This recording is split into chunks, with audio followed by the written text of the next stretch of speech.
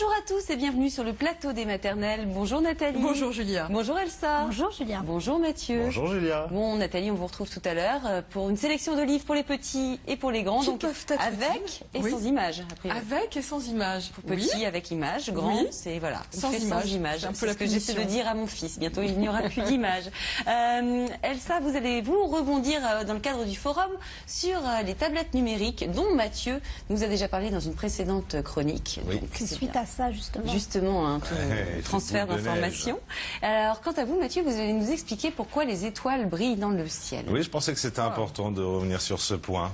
Ben, c'est très bien, vous allez nous en parler tout à l'heure. Mais avant tout, ce matin, nous allons parler des IMG, des interruptions médicales de grossesse. Pendant la grossesse, lorsque le bébé est atteint d'une pathologie incurable, les parents ont la possibilité de recourir à une IMG, un acte extrêmement difficile à vivre et qui nécessite un accompagnement psychologique adapté, et ce, de la prise de décision jusqu'au long travail de deuil qui va suivre. Comment se reconstruire après une IMG?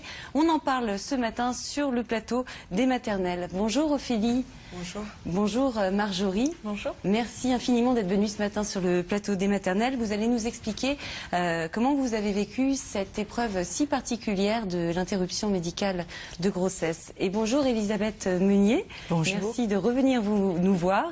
Vous êtes sage-femme cadre à l'hôpital Necker à Paris et vous vous occupez du suivi des mamans qui ont subi une interruption médicale de grossesse depuis de nombreuses années maintenant. Merci d'être avec nous. Elle est au forum ce que le message est à la bouteille. C'est elle ça.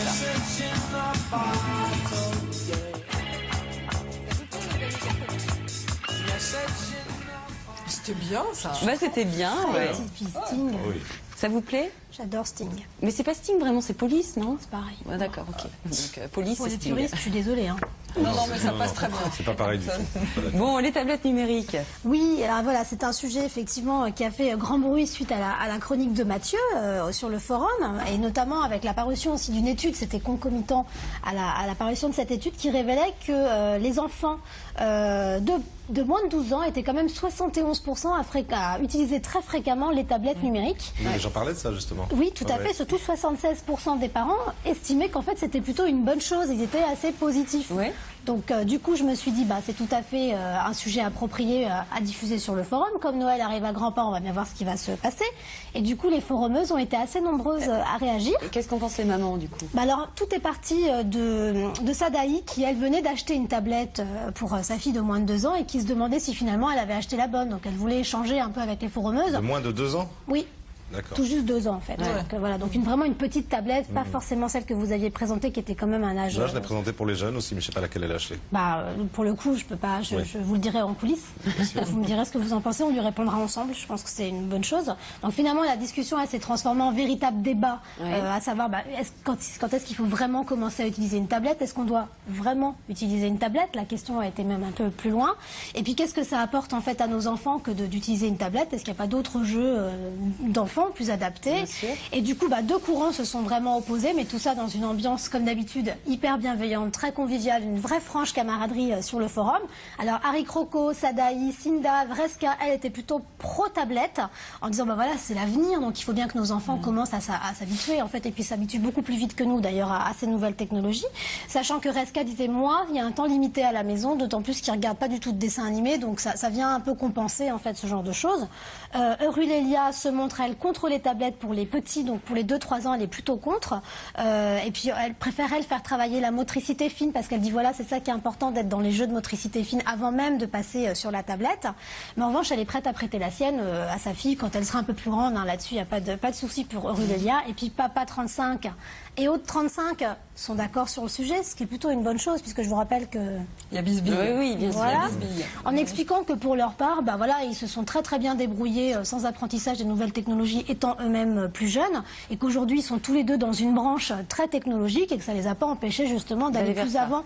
Ouais. Exactement. Et eux ils sont plus pour justement faire en sorte que leurs enfants sachent écrire correctement et ne soient pas forcément que sur des jeux de ce type-là. Bref, je pense que ce débat va continuer à faire grand bruit sur le forum. Je les attends et peut-être d'ailleurs, je crois que nous avons une émission en préparation sur l'usage des nouvelles technologies et nous en saurons beaucoup plus à ce propos. Et tout à fait, mais c'est vrai qu'entre les écrans de télé, les écrans de tablettes, il n'y a que des écrans finalement. Hein. Exactement. Alors voilà, on va en parler plus longuement lors de cette émission. Merci Elsa, faisons à présent le tour de la question.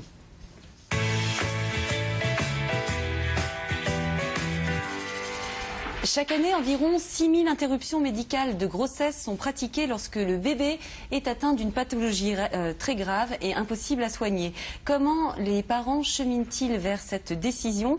Comment sont-ils accompagnés tout au long de cette épreuve et jusqu'au travail de deuil? Comment se reconstruire en couple et en famille? On en parle sur le plateau des maternelles et je commence avec vous. Et le vrai faux. L'interruption médicale de grossesse est permise en France depuis 1975. Vrai ou faux? C'est vrai. C'est le deuxième volet de la loi sur l'interruption médicale, de grossesse, interruption médicale. Il y avait le volet interruption médicale volontaire et le volet interruption médicale. C'est la loi Veil. C'est la loi Simone Veil. Très bien. Alors, l'interruption médicale de grossesse peut être imposée aux parents, vrai ou faux? Faux. C'est un choix parental, l'interruption médicale de grossesse. Plusieurs avis de spécialistes sont nécessaires avant de pouvoir pratiquer une IMG, vrai ou faux? Oui, c'est vrai. C'est à l'issue d'un long parcours de diagnostic médical, d'un pronostic sur la pathologie et évidemment pour avoir la meilleure vue sur ce dont est atteint le bébé, eh bien, on fait intervenir plusieurs spécialistes. Très bien. Alors Ophélie, vous avez 26 ans. Votre fille Maxine est décédée suite à une IMG à 36 semaines de grossesse. Après plusieurs semaines d'examen, vous avez appris que Maxine était atteinte d'une importante malformation cérébrale. Vous avez alors été reçue avec votre compagnon par une neuropédiatre. Que vous a-t-elle dit et quelles questions vous lui avez posées? Alors en fait, la neuropédiatre, c'est la dernière spécialiste qu'on a vue. Ouais. On a eu d'abord beaucoup d'échographies sur un centre de diagnostic de référence, donc à 1 heure de chez nous. Et la neuropédiatre, on a vu après l'IRM cérébral pour qu'elle nous explique exactement ce qu'il en était, parce qu'on était quand même assez dans le flou. Donc, qu'est-ce qu'elle vous a dit? Elle vous a expliqué les choses, voilà. Franchement. Et nous, on était vraiment partis pour avoir vraiment des réponses, qu'on puisse avoir tout en main pour prendre la meilleure décision possible. Avoir donc des informations. Je crois qu'elle a pris le temps de vous expliquer avec des dessins. Ouais, elle nous a reçus et puis elle nous a fait, elle nous a tout expliqué au niveau de la malformation cérébrale en faisant vraiment des dessins. Elle nous a dit vous pouvez nous poser toutes les questions possibles et inimaginables. Elle nous a laissé son numéro de téléphone portable pour la joindre. C'était un vendredi soir. Et on lui a demandé des choses toutes simples. Est-ce qu'elle allait marcher? Est-ce qu'elle allait se nourrir elle-même? Est-ce qu'elle allait parler? Et elle a eu des réponses très franches, difficiles à entendre, mais franches. Et on avait enfin les éléments pour pouvoir prendre une décision. Voilà, tout à fait. C'est à ce moment-là qu'a été évoquée la possibilité de l'interruption médicale de grossesse? En fait, la possibilité a été évoquée rien qu'avec les échos. La généticienne nous avait dit, avec les éléments qu'on a là, si vous la demandez, on va vous l'accorder. D'accord. Pour nous, c'était impossible de demander un tel acte en n'ayant que les échographies, avec le peu d'éléments qu'on avait, mais ça nous a déjà mis une puce à l'oreille. Et après ce rendez-vous, ça a été clairement, évoqué. Ouais. Et là, qu'est-ce que vous avez ressenti? Ça va paraître très, très bizarre, mais on a été énormément soulagés d'avoir des réponses claires et nettes et qu'on comprenne tout. Moi, je suis du milieu médical, je suis infirmière, donc il y a certaines choses que j'ai vite compris, mais je voulais pouvoir les réexpliquer, je voulais que mon conjoint les entende aussi. Et on a eu des réponses très franches, voilà. Et on lui a posé une question, j'ai dit est-ce que ma fille, je vais la conduire au CP, est-ce qu'elle va courir à la récré? Elle m'a dit vous l'oubliez. Donc c'était dur à entendre, mais ça nous a soulagés d'avoir des réponses très claires. Ouais. Alors Marjorie, vous êtes la maman de Lubin qui a 4 ans et demi, d'Elio qui a 3 ans et de Milik qui est décédé en mai dernier suite à une IMG à 8 mois de grossesse. Votre bébé était contaminé par le CMV, le cytomégalovirus qui est un virus de la famille de l'herpès qui est d'ailleurs extrêmement fréquent. Après avoir reçu les résultats de la myosynthèse, on vous a convoqué d'urgence à l'hôpital de Brest et là, que vous a-t-on expliqué? Bien, on nous a expliqué les deux possibilités qui s'offraient à nous, soit de poursuivre la grossesse à son terme en rentrant dans un protocole médicamenteux, soit il nous proposait en fait une IMG. Ouais. Donc le protocole médical consistait à prendre des médicaments toutes les 6 heures jusqu'à la fin de ma grossesse et n'avait aucune n'avait pas. Non, mais c'est normal. Il avait pour objectif, non, il pouvait pas soigner le bébé, il pouvait juste stabiliser son état et l'état dans lequel il était, on en ignorait tout en fait. On savait juste qu'il était attaqué essentiellement au niveau du cerveau et que donc il risquait d'avoir de lourdes séquelles neurologiques en fait. Voilà. Mais qu'en aucun cas ça ne le soignerait.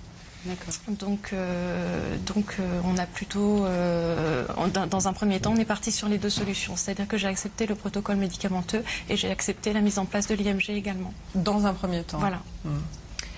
Elisabeth, qu'est-ce que c'est une interruption médicale de grossesse? Alors, une interruption médicale de grossesse, eh ben, c'est arrêter la grossesse, l'évolution de la grossesse, mais c'est en fait aussi derrière arrêter la vie du fœtus, du bébé attendu. D'accord. Et c'est proposé, c'est une possibilité quand l'enfant est atteint d'une malformation, d'une maladie, d'une particulière gravité, incurable. Et dans les termes actuels des connaissances de la médecine. Comment les parents réagissent-ils à l'évocation de cette possibilité? C'est épouvantable. C'est le ciel qui leur tombe sur la tête. Quand on s'engage dans une grossesse, évidemment, on ne s'attend pas à ça. Et donc, forcément, les témoins en parlent, c'est un peu progressif. Le premier choc, c'est l'annonce qu'il y a quelque chose qui va pas. Ça, c'est déjà, donc c'est déjà une première amorce. Généralement, pendant une écho, qui prépare un tout petit peu, mais la décision, c'est énorme aussi. Les deux temps les plus durs, c'est l'annonce et la décision. D'accord. Alors Ophélie, vous avez eu longuement votre maman au téléphone après l'annonce du diagnostic. En quoi ça vous a aidé de parler avec elle? Parce qu'en fait, on se retrouve comme une petite fille apeurée, tout simplement. J'avais besoin de l'entendre et j'avais besoin qu'elle approuve. C'est notre décision, c'est notre vie, mais elle m'a dit, dans tous les cas, je serai là pour toi. Elle me l'a toujours dit. Elle m'a dit, quelle que soit la décision, on sera là, on sera derrière vous. Et quand je lui ai dit qu'on partait plus vers une IMG, elle nous a dit que c'était pour elle la meilleure des décisions et aussi pour nous. Moi, je l'entendais pas du tout comme ça. Moi, je l'entendais vraiment pour ma fille, pour pas qu'elle souffre. Je l'entendais pas pour notre vie à nous, pour un certain confort de vie, quoi que ce soit. Je ne voulais pas l'entendre comme ça. Mais elle avait bel et bien raison, c'était aussi un choix familial et voilà, ça impacte sur tout le monde. Que ce soit l'une ou l'autre des décisions, ça impacte sur tout le monde et son écoute a été primordiale. Et puis sans doute une validation de la grand-mère qu'elle allait devenir et qu'elle deviendra sans doute un jour. Vous avez tout de suite été donc sur la même longueur d'onde avec votre compagnon Jean-Marcel, qui est là, Jean-Marcel. Comment vous avez pris la décision d'accepter l'IMG, tous les deux, cette décision de couple? Alors ça a été des longues soirées à crier, à pleurer. On s'est aussi pas mal renseigné sur Internet. On a aussi été vraiment chercher les infos là où elles étaient. Et ça devait être violent quand même, ça, d'aller voir sur Internet, non? Pour vous, c'était une aide ou c'était un choc supplémentaire? Vous étiez dans l'action. On n'était pas dans la réflexion, c'était fallait se décider, faut y aller. Et, voilà, on regardera le chemin après et on y va. Parce que quand même, le temps est quand même compté. J'étais déjà à 36 semaines. Voilà quoi. Et qu'est-ce qui fait qu'à un moment donné, tous les deux, ensemble, vous avez basculé sur cette discussion? L'élément déterminant. Moi, j'ai mon recul professionnel et c'est vrai que voilà, je suis au contact de la maladie régulièrement et je savais ce que je ne voulais pas pour ma fille. Et ça a été vraiment de grosses discussions. Voilà quoi. Moi, j'ai eu la réflexion de me dire, elle sera lourdement handicapée. On ne sait pas si elle va décéder, quand, comment, etc. Et de quelle manière et avec quelle souffrance. Et moi, j'étais vraiment dans la réflexion de me dire, peut-être que le meilleur lieu, ce sera mon ventre, aussi tragique que ça peut être. Et j'ai dit, là, on peut l'endormir et qu'elle parte tranquillement. Oui. J'étais pas capable de le valider après. Voilà. Ouais. Et on a longuement parlé de la souffrance qu'elle pourrait avoir, de la souffrance que nous pourrions avoir. Et il y a tout de suite eu un consensus. Voilà. Ensemble. Ouais.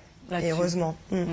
Mais après, vous avez de nouveau douté, c'est ça? Oui, tout à fait. Qu'est-ce que vous espériez à ce moment-là? Quand j'ai validé par téléphone, j'ai dit bon allez, on y va, on fait l'IMG. On m'a dit ok dans une semaine et ça m'a semblé horrible. J'ai dit non, on n'attend pas une semaine, c'est pas possible.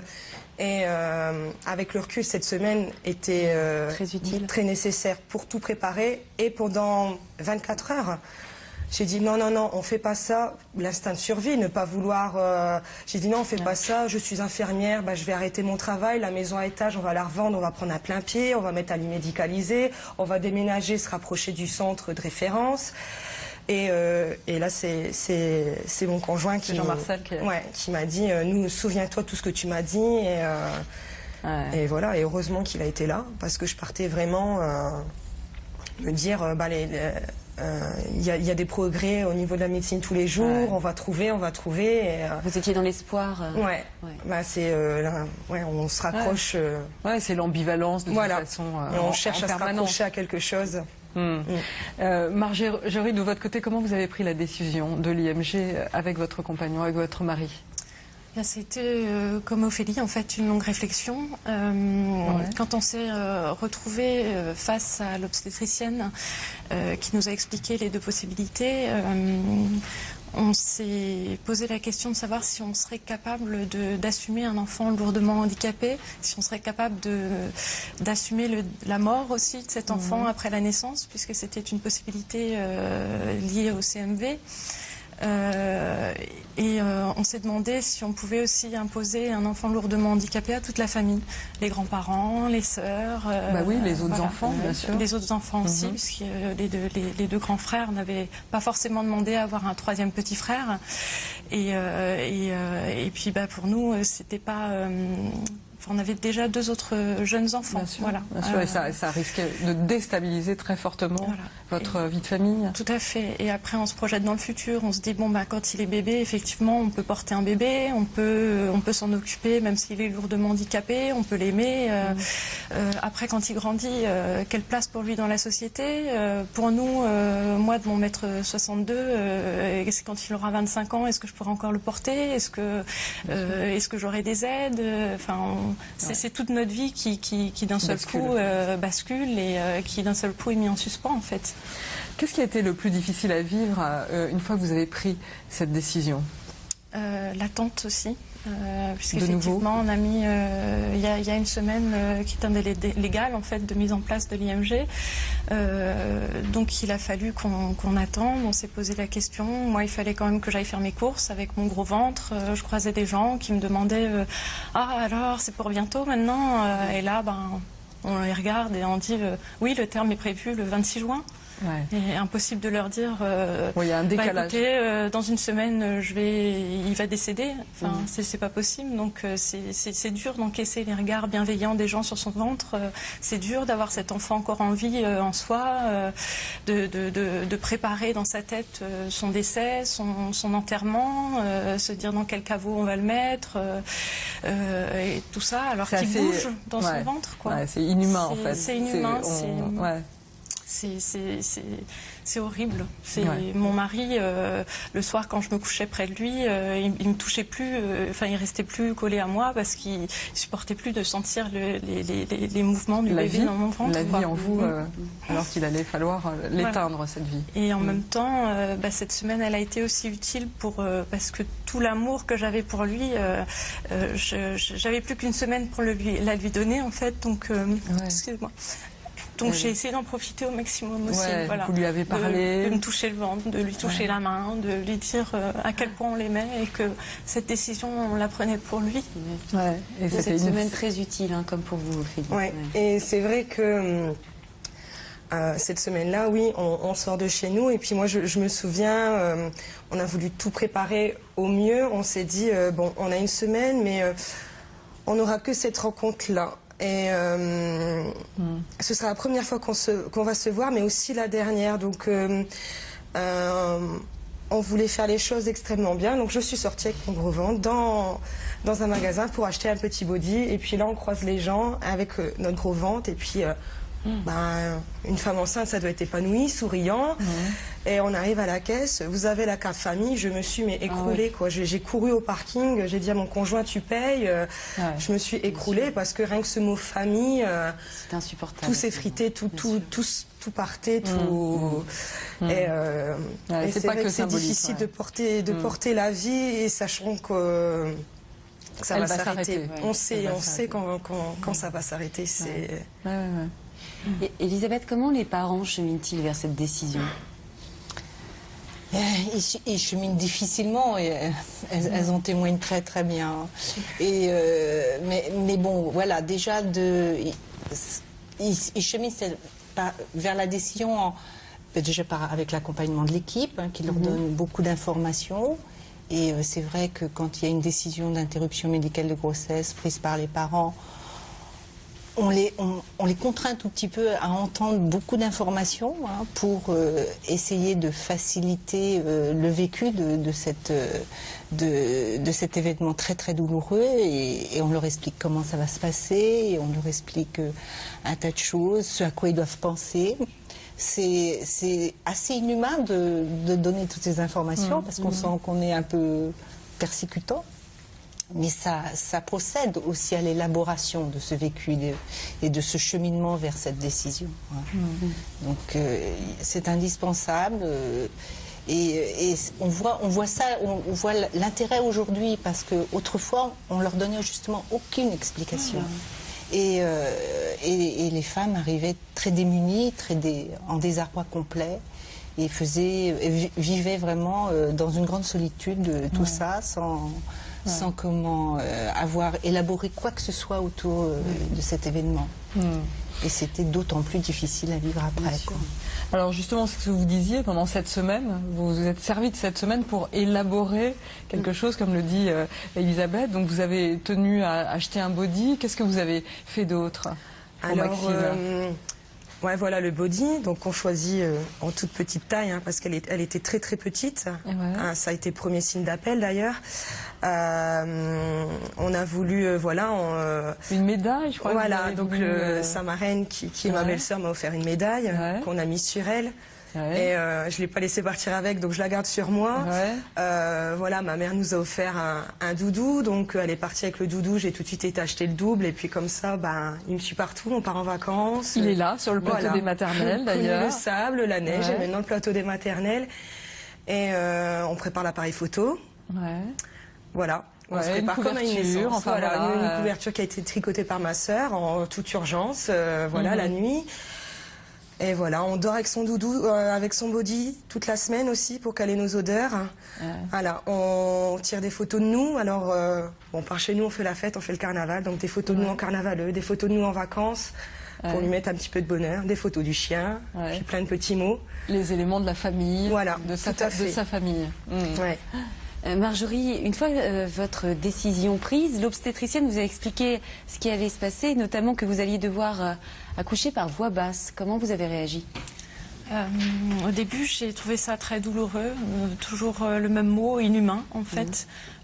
J'aurais voulu qu'on m'endorme et qu'on me fasse une césarienne, qu'on me l'enlève et que ça se passe vite et que je ne sache pas en fait, que je vois rien, que je ressente pas cet enfant passer comment dire, dans le bassin. Et en fait, on veut que ça n'existe pas, c'est ça. Et en fait, ça n'existe pas. Et on comprend de toute façon après coup. Sur le coup, c'est violent, quoi. On comprend après coup que finalement, c'était ce qu'il y avait de mieux pour lui, parce qu'il a eu la même naissance que ses frères, il a eu le même honneur que ses frères d'avoir une belle naissance, en fait. On en reparlera, mais c'est vrai qu'en plus, ça a été une très très belle naissance, un très bel accouchement qui s'est fait très rapidement et dans les meilleures conditions en fait possibles. Voilà. Et après coup, vous pouvez dire que c'était important, que c'était salutaire et très important pour moi de le mettre au monde comme les autres. Elisabeth, qu'est-ce qui se dit au moment de l'entretien qui précède l'IMG? Alors, dans cet entretien, donc maintenant, c'est vrai qu'il est assez formalisé, hein, même si c'est une conversation qu'on a avec les couples, hein, les mamans toutes seules ou en présence du conjoint. Et puis on aborde plusieurs questions. On aborde justement la réalité de l'accouchement, de voix basse. Il arrive de faire des césariennes, c'est vraiment là sur des indications médicales bien précises. Et donc on parle de tout ça, c'est très violent, surtout pour les mamans qui n'ont peut-être jamais accouché, parce qu'elles réalisent que là, bah oui, parce que c'est vrai, l'interruption médicale de grossesse, qu'est-ce que ça veut dire, quoi? Oui, c'est très abstrait. C'est très abstrait, ça veut pas dire accouchement. Hein. Donc voilà, on leur parle du protocole justement médicamenteux qu'on va mettre en place, on leur parle de la prise en charge de la douleur, comme pour un accouchement normal.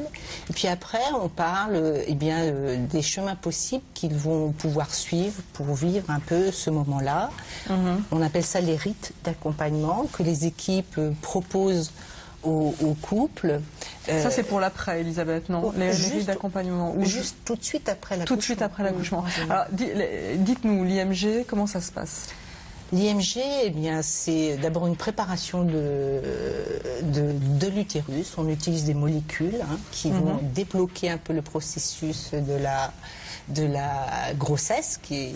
On donne en premier un antiprogestérone, puisqu'on sait que la progestérone, c'est l'hormone qui fait tenir les grossesses. Mais là, on donne une molécule qui va contrecarrer l'effet de la progestérone. Ça prépare l'utérus à se contracter, quand on donne après d'autres médicaments qui vont provoquer les contractions et puis l'ouverture du col et l'expulsion se passe. D'accord. Et oui. Mais pourquoi il faut passer par un accouchement par voie basse et pourquoi on ne fait pas une césarienne sous anesthésie générale?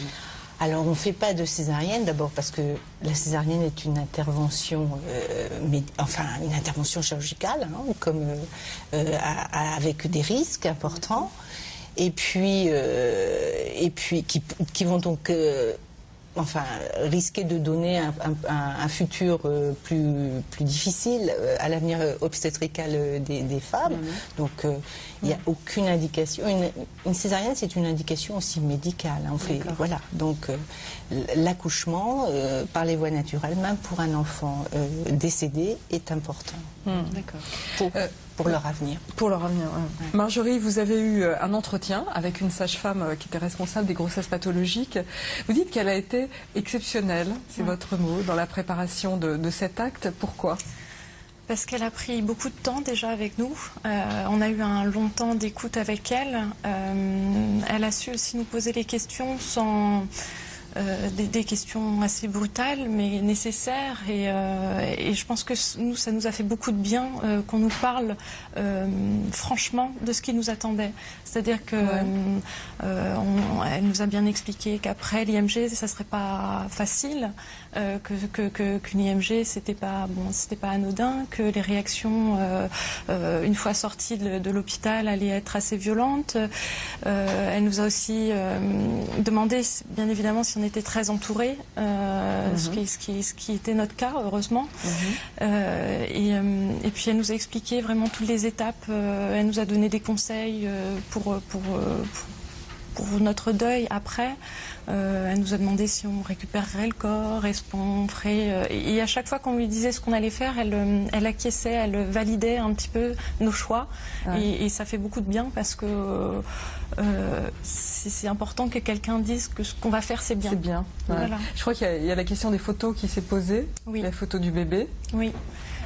C'est vrai qu'elle nous a dit. Elle vous les a proposées. C'est même pas proposé, des photos sont prises quand le bébé décède systématiquement. Elle nous a demandé si on voudrait les récupérer. Sur le coup, j'ai dit oh là là, non, surtout pas.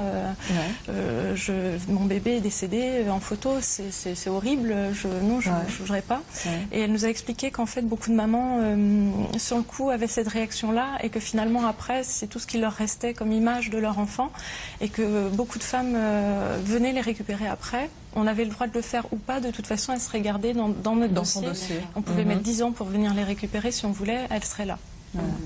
Donc, elle vous a accompagné à la fois d'un point de vue technique, mais aussi dans vos angoisses, dans voilà, l'expression de vos angoisses. Une gentillesse, une douceur dans ce moment brutal et qui était très très important.